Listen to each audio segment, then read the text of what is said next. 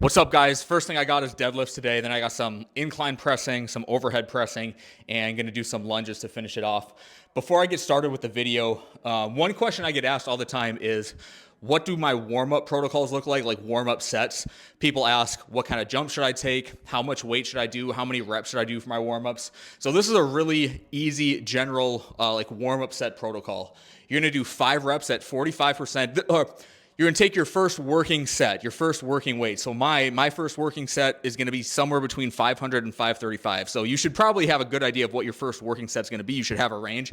I'm going to go on the lower end of my range. My range is 500 to 535 for my first working set today. So I'm going to go 500. I'm going to go 5 reps at 45%, 5 reps at 55%, 5 reps at 75%, 3 reps at 85%, and then I'm going to hit a single at 90%. So I did 5 reps at 225, 275, 375.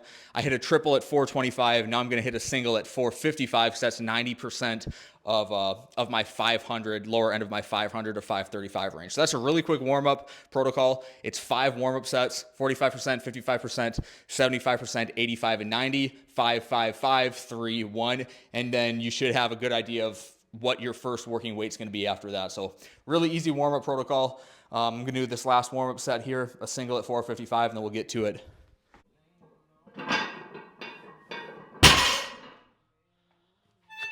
Nice. So I'm thinking I'll hit 515 for my first working set. That's going to be 6 reps at 515.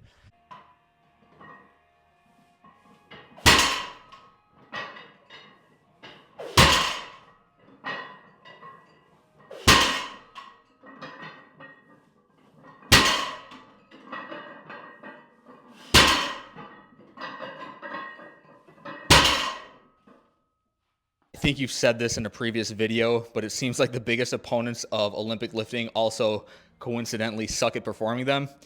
Yep, I think that's true for the most part. I know there's a few strength and conditioning coaches who don't like the Olympic lifts, but they are good at them. Nick DeMarco is one of them. He actually might be the only one now that I think about it. Like, if you guys have seen Kierwan and Flat perform a clean, it's disgusting. I recommend you have to scroll way back to find it, because I saw it in 2020. And the funny thing about it is he put in the caption, it was something along the lines of, I'm getting good at clean so that no one can say anything to me when I say fuck your cleans. There's something like that. It's like, you suck at them. You don't even know how to perform it. Poor brush point, his feet don't move. Just disgusting all the way around. For those who are just looking to increase explosive strength for sport, do you think it is an option to only perform variations of the lifts? Yeah, for sure. The good thing about Olympic lifts is that there are so many appropriate variations that can be used in so many contexts. So yeah, absolutely. You don't have to do a full clean. You don't have to do a full snatch. You don't have to do a jerk from the front rack. There's so many variations of them. You can just do pulls if you want to, though I would advise against it. I would advise doing pulls if you haven't learned the full lifts. But yeah, you can go off blocks. You can go from the hang. You can do split variations. You can do muscle variations. There's so many ways to perform them, or to scale them down if you don't want to learn the full lifts, that make it appropriate for people.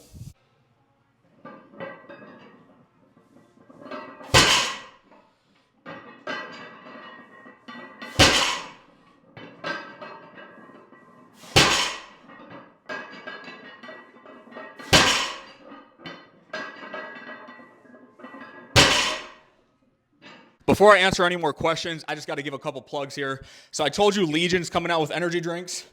So I got the lemon lime right here. There's also a fruit punch flavor. Get a little bit closer. They're pretty good. They are, I think they're 200 milligrams, but they're 150 milligrams per can of caffeine. I like them. So yeah, use the code HOSS for Legion if you want to get some energy drinks. They're pretty good. They're kind of the smaller cans. They're like the Red Bull size cans. But they're pretty good. Yeah, 20% off if you use the code HOSS at Legion. So the other plug I got to give is Barbell Apparel. I'm supposed to talk about my favorite products from Barbell Apparel this week. Really, my favorite products are these joggers. I've talked about it before. They fit well. Even if you have big legs like I do, they fit well. You can be mobile in them. You can exercise in them. You can run in them. They're by far the best product they have. And then I've talked about the short shorts that they have I really like. And then these pump cover tees. They're really comfortable too. Hey, Will, is there anything you would change about your training if you had more time? You always train, it seems, in an hour or less, which I think is relatable and efficient. What does your ideal training day look like? Would you implement more accessories or keep things the same for the most part? I think I would probably keep things the same for the most part. If I did have more time, then you'd probably see me do sprints and plyos on the same day as I lift. But I do like breaking it up where I do sprints and plyos on their own separate day. But if I had more time to dedicate to training, like if I was still professional athlete, I think, yeah, if I had more time, I would just put more time into it, I guess. But like the structure of my lifting would probably be the same, like the way I organize exercise selection and exercise order, sets and reps. All of the like programming strategies I use probably would stay the same, but if like the major difference is I would probably sprint and do plyos with a higher frequency, and I would do so on the same days as I lift some of the times. I would still probably keep some separate days, but I'd probably add 1 or 2 sessions of sprinting in, which then, of course, if I kept my lifting frequency the same, I would have to do it on the same day. So, okay, last set of deads here, 600, gonna do a set of 4.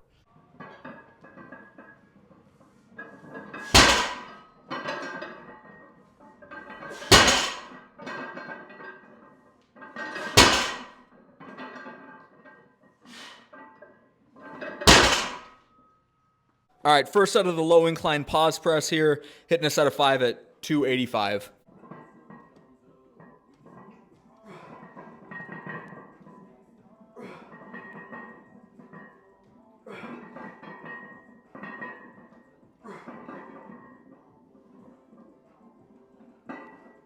Will, what is your body weight? This morning I was 227, which is pretty average for me.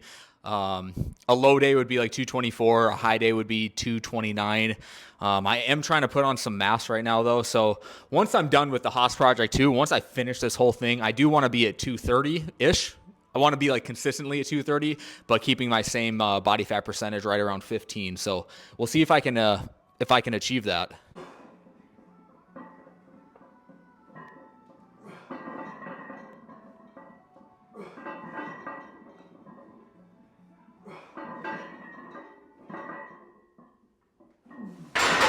Another Olympic lifting question for you. If you had to choose between only power versions of the lifts versus the full lifts for athletes, which would you choose?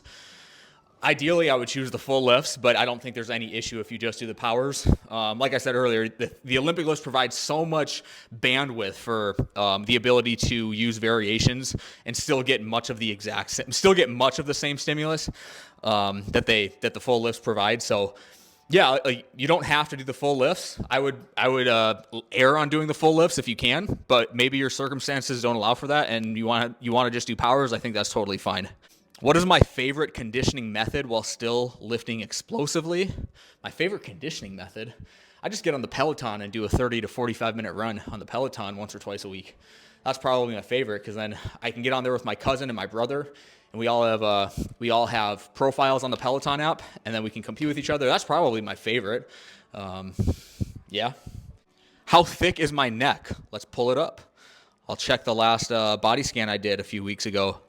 I'll put it up on the screen here too. All right, it looks like my neck is 15.4 inches, so middle to the right of that screen, middle lower half to the right, 15.4 inches. So my body fat was 15.1%. So I was really happy with 15.1% because that's coming off of Christmas and New Year's where I ate like shit. And the previous body scan I did, which was right before Thanksgiving, was 15.9%. So I was really happy with that. But yeah, basically, I want to get to like 230-ish consistently by the end of this program, maintaining my body fat at 15. Maybe, if possible, I would love to get that to like a 14.9, just so I could say I'm under 15%. But last set here, 305 for a triple.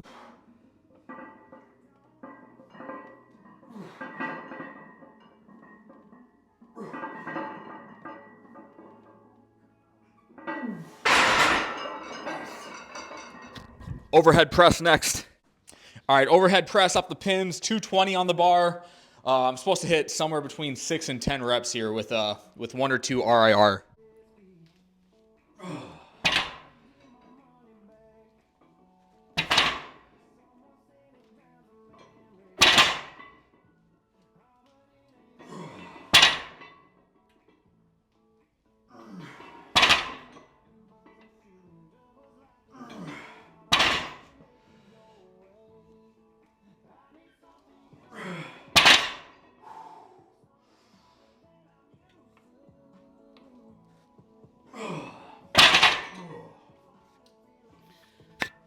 Eight Probably exactly 1 RIR. I might have had one more left in me.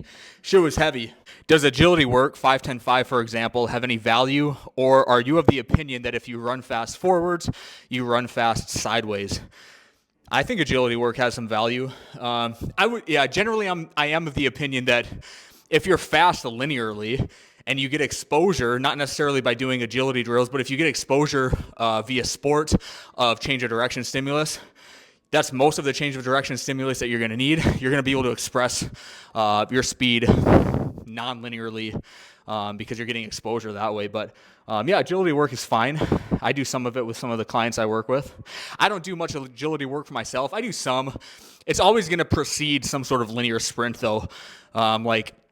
I'll do a sprint, but before the sprint, I'll do some sort of cut, some sort of shuffle, and then where I cut back, like I'll shuffle 5 yards to my right, turn to my left, and sprint. I'll do some stuff like that, but I don't do like a ton of agility training, I guess, for myself. But I do mix in some non-linear movement before a sprint, though, a linear sprint. What's the percentage for back squat of density sets? I'm gonna make another video on density sets where I go into like how I program it, how much time, how much weight, the type of progression. I'm going to make another video on density sets again because I get a lot of questions on that. So stay tuned for that. All right, let's get the second set here. I got to do better than 8 reps.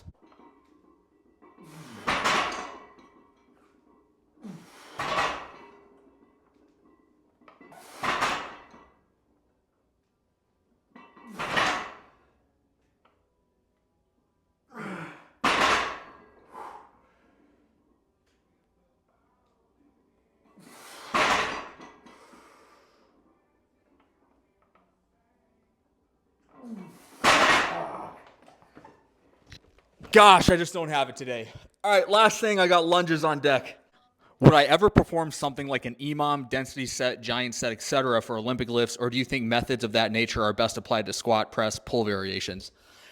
Yeah, I absolutely do. I've done giant sets of Olympic lifts. I've never done like a density set. I guess I've done a density set of Olympic lifts, but I treat it a little bit differently than if I was going to do a density set of a squat. Like for an Olympic lift, if I was going to do a density set, which I have before, I'd probably go a little bit longer than my typical duration for a density set of like a squat or a bench press or a deadlift. The density set for an Olympic lift would probably be something like 18 to 20 minutes.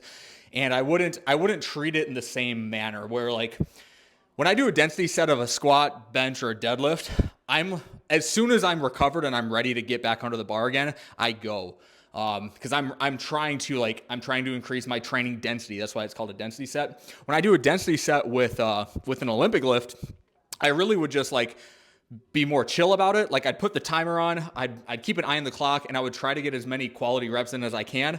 But I wouldn't complete a set, rest, and as soon as I'm ready to go, I try to jump back in. I wouldn't treat it that same way. I would just try to be more chill about it, I guess, if that makes sense. Giant sets, yeah.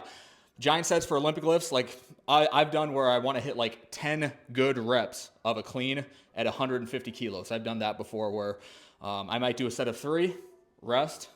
Once I feel ready to go, I'll do a single, rest, do another single, and like just achieve 10 total reps at 150 kilos. I've done something like that before. I think that stuff works. Giant sets, density sets, EMOMs, they can all be applied to Olympic lifts too. Yeah, for sure.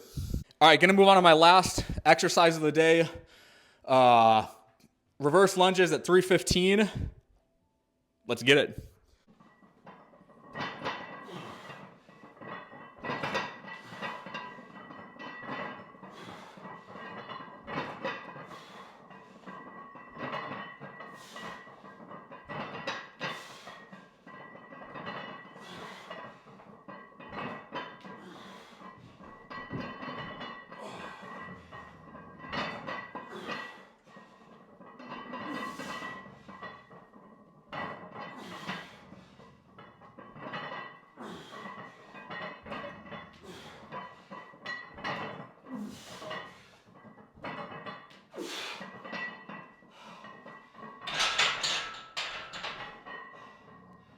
I got one more set here. I'm going to stop the video though. I appreciate you guys watching.